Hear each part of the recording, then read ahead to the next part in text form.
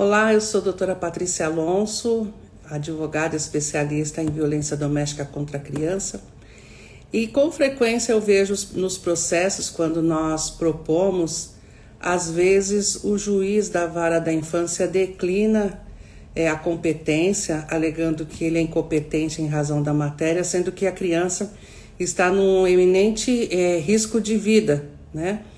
A pergunta é, esse juiz poderia ter feito alguma coisa, poderia ter protegido essa criança, né? Ou em qual instância um juiz pode proteger essa criança? Em qualquer instância ou só na primeira instância? Quem tem o dever de proteger essa criança? Eu estou aqui trabalhando num processo que tem exatamente essas perguntas. E eu faço a seguinte observação, e assim eu quero então compartilhar com vocês. Um juiz, ele pode agir de ofício, um desembargador pode agir de ofício, o ministro do STJ e do STF pode agir de ofício quando se compreende que uma criança está num eminente risco de vida, né? Ou está tendo seus direitos e garantias violados. Então eu coloco assim, a criança dentro do ordenamento jurídico goza de prioridade absoluta e com base no artigo 98, inciso 1 do ECA, o Estado está sendo sujeito de violações de direitos garantidos a ela na modalidade da omissão, quando deixa de aplicar medidas de proteção à criança e na medida ação ao permitir que os processos tenham procedimento em vara adversa da infância e juventude, conforme é previsto no Estatuto da Criança e do Adolescente. Inclusive, já falamos do artigo que menciona, né, quais são as competências da vara da infância e juventude. Também o Estatuto da Criança e do Adolescente estabelece que a proteção integral é direito fundamental de crianças e adolescentes, devendo ser assegurados pela família, pela sociedade e pelo Estado. O mesmo Codex prevê que, em situações de risco ou violações dos direitos da criança, é dever de todos, incluindo os juízes, agir em sua defesa. O artigo 201 do ECA afirma que, abre aspas, verificada qualquer das hipóteses previstas nos artigos 98 e 105, a autoridade judiciária competente poderá determinar, entre outras, as seguintes medidas.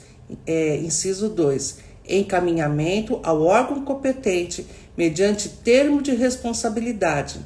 Esse dispositivo confere ao juiz a autoridade para tomar medidas de proteção em favor da criança, incluindo o encaminhamento ao órgão competente quando necessário, independente de qual instância que for. Além disso, também, o artigo 13 do ECA estabelece que, abre aspas, a autoridade judiciária com absoluta prioridade tomará todas as providências para garantir a efetivação dos direitos previstos nesta lei.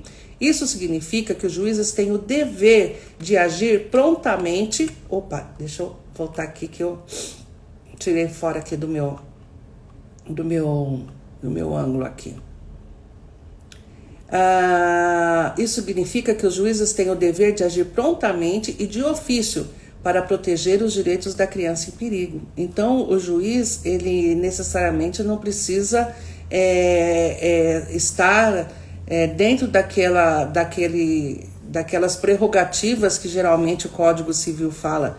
Se ele é um juiz e está vendo que uma criança está em iminente perigo, ele pode agir de ofício em defesa e na proteção da criança, tá?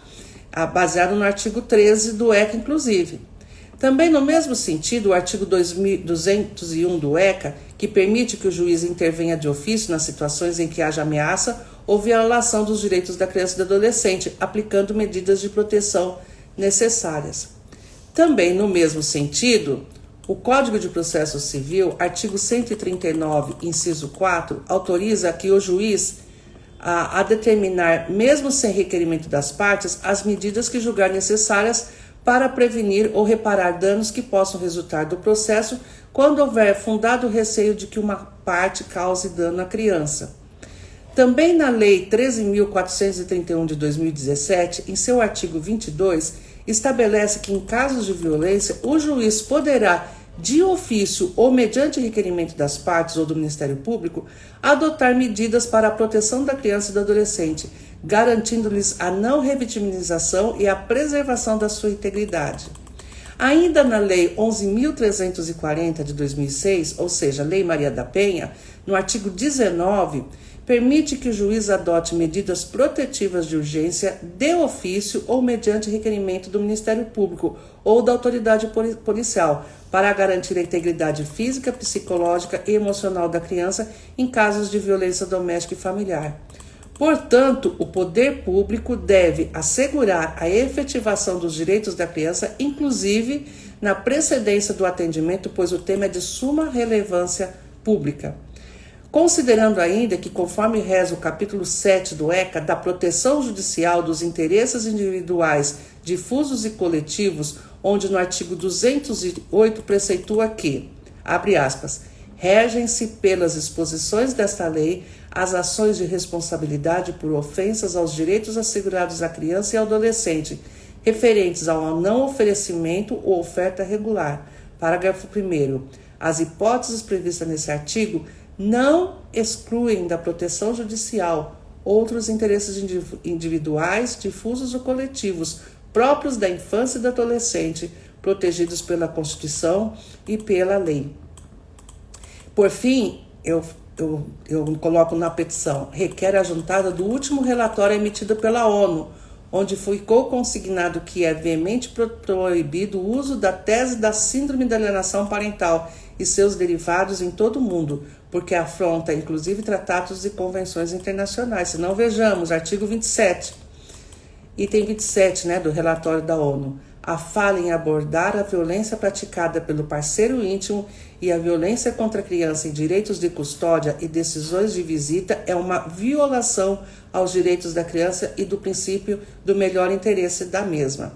O artigo 12 da Convenção sobre os Direitos da Criança estabelece que os Estados partes devem assegurar às crianças capazes de formar as suas próprias opiniões o direito de as expressarem livremente em todos os assuntos que lhes digam respeito e que as suas opiniões sejam devidamente ponderadas em conformidade com sua idade e maturidade. Também estabelece que as crianças devem ter oportunidade de ser ouvidas em qualquer processo judicial e administrativo que as afete, seja diretamente, seja por meio de um representante ou órgão apropriado. Ainda o artigo 19 prevê o direito de ser protegido contra todas as formas de violência física ou mental, lesão ou abuso, negligência ou tratamento negligente, maus tratos ou exploração, incluindo abuso sexual, enquanto estiver sob os cuidados dos pais, tutor legal ou qualquer outra pessoa que tenha cuidado da criança. Então, o que eu queria deixar registrado hoje é que sim, qualquer juiz, em qualquer instância, pode declinar a medidas protetivas, devem dar medidas protetivas, assegurando a elas a proteção conforme é elencado no ECA, Principalmente porque nós estamos falando de algo que seja de direito público, É um direito público e a criança, ela tem relevância pública, tá? Esse atendimento à criança é de relevância pública. Então, em qualquer instância, um juiz, um desembargador e um ministro pode e devem dar medida protetiva quando a criança está em risco de vida ou quando ela está tendo a violação aos seus direitos e garantias previstos no ECA, tá bom? Eu espero que com isso a gente possa contribuir um pouco mais na proteção às crianças, E que, através dessas informações, os colegas realmente exijam dos órgãos públicos, esse olhar diferenciado, Assim como também a lei do idoso. A lei do idoso, ela dá ao idoso o direito, inclusive, de que o processo dele tenha andamento diferenciado em relação às outras pessoas. A mesma coisa a criança também, é um processo diferenciado, a tramitação é diferenciada, tem prioridade absoluta, E nessa prioridade absoluta, a criança, como idoso também, né, eles têm um olhar diferenciado da justiça. Por quê? Porque são os mais vulneráveis da sociedade. Portanto, é devido sim medida de proteção em qualquer instância, em âmbito judicial, a criança tem medida de proteção assegurada. É possível sim, juiz, desembargador, ministros darem medidas protetivas, tá bom? Tudo de bom para vocês, eu espero que assim a gente cada dia mais avance, né, e cobrem dos órgãos públicos a responsabilidade para que eles cumpram o Estatuto da Criança e do Adolescente, que ao meu entender foi a maior carta de amor que o Legislativo poderia ter feito às crianças do Brasil. O problema é que, infelizmente, o Estatuto da Criança e do Adolescente tem sido interpretado que tem ajudado só crianças que cometem crime. Não é só isso. É também, mas muito mais do que isso, ela foi uma verdadeira carta de amor às crianças. Qualquer dia desses eu vou fazer uma fala sobre como que o legislador olha a relação mamãe e bebê. Está lá previsto no ECA. Não há nenhuma previsão no ECA em relação à criança e o pai. Por quê? Porque o legislador leva em consideração a questão biológica, né? A questão biológica, a relação mãe e bebê, aleitamento materno, a questão da primeira infância, está tudo previsto no ECA. E infelizmente o judiciário tem passado a rodo, como rolo compressor em relação a esses direitos que já estão previstos no ECA, tá bom? Vou preparar sobre essa matéria com mais atenção e assim que estiver pronto eu vou postar para vocês. Tudo de bom, Deus abençoe, um bom dia.